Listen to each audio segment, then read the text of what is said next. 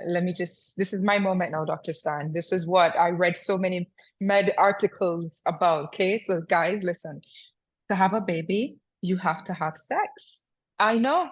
Yeah, I learned that from the medical journals that I read to prepare. So apparently, if you are not having sex, you cannot have a baby. And it leads me to this question, Dr. Stan. Is there a correlation between menopause and low sex drive? Because if you have a low sex drive, you're not having sex, and you can't have a baby. So is there a correlation here? Absolutely. So, and this is so interesting. I'm so happy we're talking about it because I think for so many women, we relate menopause to periods and they think that's Mm, it. But it's so much more, and I can't wait to tell you guys about it.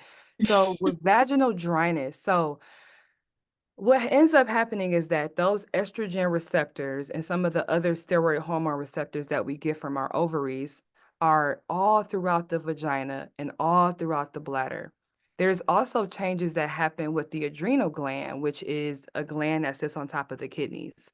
There's a couple of hormones that are released from that adrenal gland, one called DHEAS, which is supposed to be related to libido or our sex drive. So when that estrogen change starts to happen, all these different hormone levels change. And then so the estrogen hormone levels that are on the vaginal tissue itself are no longer stimulating that vaginal tissue. So then that tissue then becomes dry, it becomes mm, thin, and it becomes very frail and very prone to different infections. In fact, here's an interesting thing too. In every single woman, because I have this conversation a lot too, because women come in, they have concerns with bacterial vaginosis a lot. So there's a couple different bacteria that live in our vagina. These bacteria are a part of a microbiome, if you will. So, like a nice, happy network of different bacteria that work together to keep us nice and healthy. So, with estrogen, what it does is there's a sugar hormone in our body called glycogen. That mm. glycogen feeds that one of those bacteria that keeps the vagina nice and happy. But when we go through menopause and we lose that estrogen, that glycogen that's feeding that good bacteria reduces. And so it Mm. changes the vaginal pH. So as a lot of people may or may not know this, but the vaginal pH in a non-menopausal person is actually acidic. And so that bacteria no longer eating that sugar, now we have not an acidic vaginal environment anymore. And that is going to lead to more vaginal dryness. It's going to lead to sometimes having pain during sex because again, we lost that estrogen that's feeding those receptors. And same thing with the libido piece. There's all these cascades work together. And again, as human, we are designed to procreate and make new life. And so when we go through the transition where we're not able to make babies, our libido will go down too. So that's kind of why the not just with vaginal dryness, also something we don't talk about too is urinary tract infections and Mhm. incontinence start to happen too in women. So meaning that you can't really hold your pee so much because the bladder itself too has estrogen receptors on it. So when that Ah, estrogen is gone, the bladder's affected, the vagina's affected, the skin's affected. Are and melanin, like melanin is affected by low estrogen levels too. So melanin? melanin, yes, melanin, BGV, melanin. Wow, I didn't know that. Can Yes, you yeah. expound a little bit more about that Yeah, part? of course. So melanin comes from these cells called melanocytes that are the cells that make melanin. So what Mhm. happens with estrogen and melanin work together. Estrogen helps to regulate melanin so it doesn't overproduce itself, essentially. Everything is regulated or has like these different checkmark systems. So when we go through menopause, melanocytes are no longer regulated and they just kind of spit out melanin as they see fit. UV Oh, wow. sun is no longer, the melanin that's supposed to protect us is overproducing. So when we age as a part of menopause too, you might have more blotchy skin, more hyperpigmentation, and that's all because of the estrogen being lost. Wow, I just learned a whole bunch a while ago. But let's circle back to the vaginal dryness and the low sex drive. You mentioned a BV, you mentioned UTIs, you mentioned a plethora of infections that could potentially happen because of menopause. Is there anything that can be done? Let's take them in pieces. So let's say for vaginal dryness, is there anything that can be done? Let's say you're in menopause and you're experiencing vaginal dryness. What can we do about that? So the first thing we do, and I tell every single woman, you need stimulation. So whether it's from a partner or whether it's from yourself, self masturbation is fine too. But the way we do that is because we want to increase blood flow. By increasing blood flow to the vagina, it helps with that dryness. So that's kind of the first thing that I Mm, advise patients to do. The second thing is I'll say you can also try a lubricant, just a regular KY jelly, whatever water-based, silicone-based lubricant during intercourse.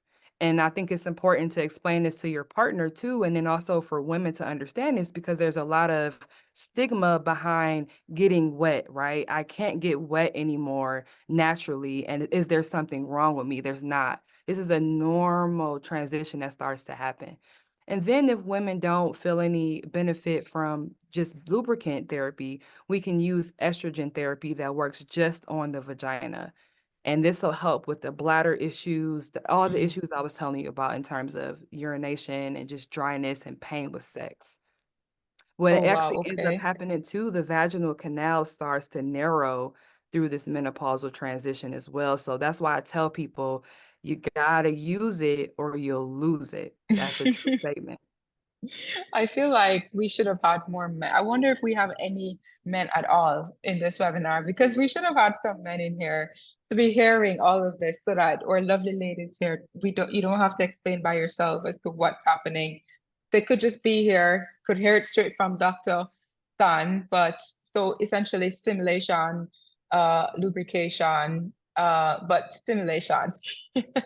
That's more fun anyway. So we're Yes. looking to that. But in terms of the low sex drive, is there anything that we can do to help this? Even something that, like maybe a herb or exercises, or what can we do to fix this? Yeah, so there's ginseng that's available, herbal that can help stimulate libido.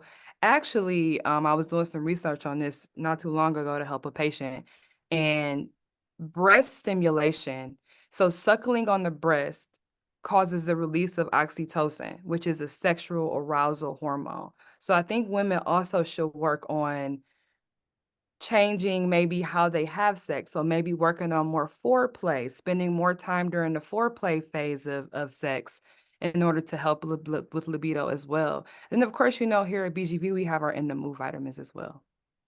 You know what, Dr. Sun?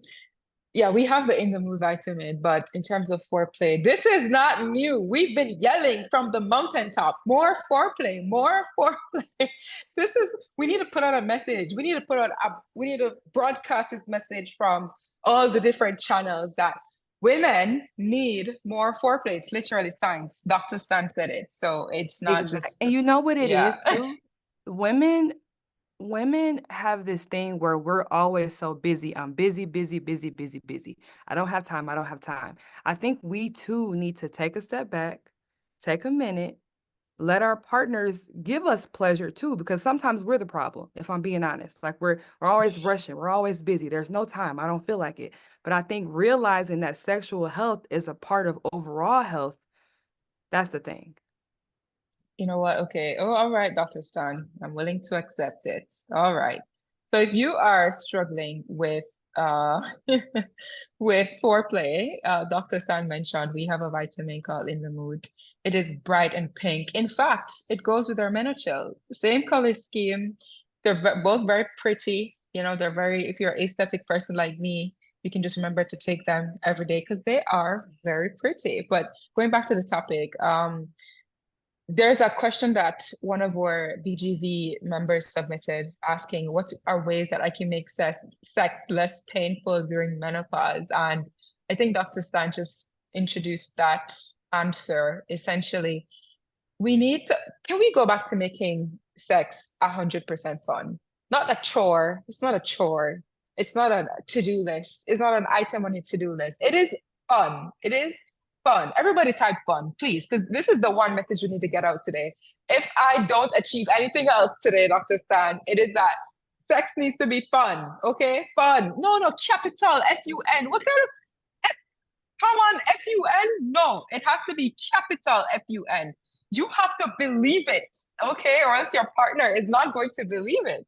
There we go. Exactly. Yes. Yes. See, we're getting it. We're getting it. I love it. I love it. Okay.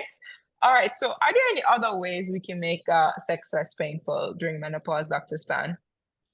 I think really having the conversation with your partner again, I can't stress that enough because we keep these things to ourselves, or a lot of times we just don't even know what's going on with our bodies. But if you're having pain with sex, that is a medical condition. It's called dyspareunia.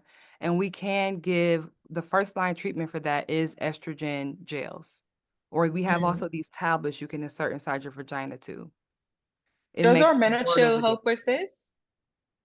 Minichill can help with more of like the hot flashes, more of the mood, but it's and then there's also black cohosh in Minichill, which black cohosh is it works very similar to estrogen. So if you're a person that doesn't want to do a vaginal cream, you can definitely try the Minichill first too. Okay, for everyone, if you're new here or new to BGB completely, we have a product called Menochill. It was designed specifically for menopause. We're going to go through the ingredients of the product in a few, but essentially, we have a product called Menochill. It really does help with mood. We've been getting so many reviews on it already, which is something that we're so proud of. And one of the most popular reviews is that it's helping with the hot flashes and the mood. So love that. So essentially, we're looking at foreplay to make sex less painful, and we're looking at what was the other one, Dr. Stan? We said foreplay, we said more stimulation, we said increasing blood flow. Blood. Mhm. Hmm. So okay, all of this is just fun. Let's make sex fun. Yes, Okay. yes. All right.